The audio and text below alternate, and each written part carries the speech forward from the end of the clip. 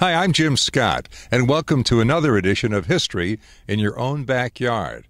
Now, don't be afraid, but I'm going to take us on a tour of a ghost town. This is Dearborn County, Indiana. It's Bonnell. Well, it was Bonnell, Indiana, but it's a ghost town now. You ready? Here we go. The village of Bonnell began as a railroad town in the late 1800s. And Bonnell, Indiana, was originally named Kennedy. Now, that was the name of a post office that was established here November 5th, 1885. The post office, which lasted until 1929, was named after a railroad official for the line that ran through town. Later years, the town changed names to Bonnell, a person who also happened to be a railroad official. In the late 1800s, many trains for the Cleveland, Cincinnati, Chicago, and St. Louis Railroad passed through the town of Bonnell.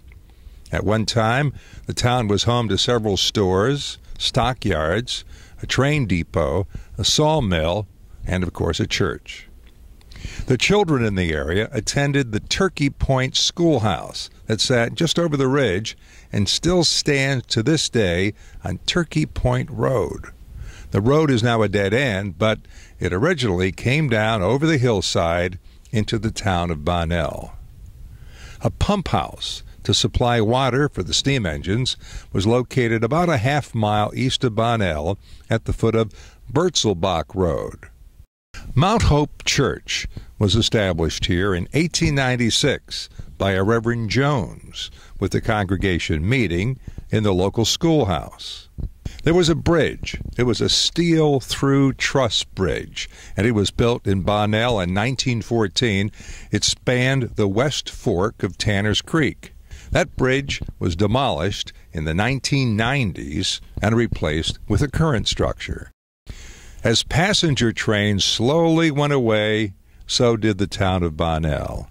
Today, only 2 houses and the shell of a third remain in Bonnell. Freight trains still pass through daily on their way from Cincinnati to the Honda plant in Greensburg, Indiana. But there's no reason for the trains to stop nowadays. Very little remains in the town. The church, post office, train depot, and the stores, they've all been removed from what was once a very prosperous community tucked down in a valley, hidden from the outside world. You could say that Bonnell is now a ghost town. Well, thanks for watching. I'm Jim Scott, and you've just watched another edition of History in Your Own Backyard. Hope you enjoyed the trip to Bonnell, Indiana, at least where it used to be. So don't forget, travel slowly and stop often.